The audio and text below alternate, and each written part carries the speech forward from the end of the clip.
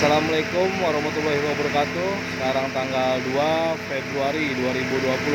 Kita akan melakukan pengecekan keluaran tegangan dari alternator di saat engine running.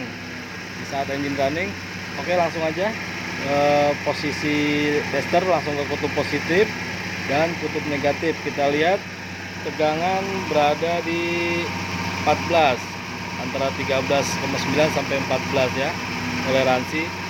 Kita ukur juga ke bodi mobil, posisi tetap, alhamdulillah baik. Kita masukkan ke bodi engine, alhamdulillah tetap. Demikian pengecekan tegangan saat engine running dari alternator. Terima kasih. Andri menyiarkan dari Jakarta. Assalamualaikum warahmatullahi wabarakatuh.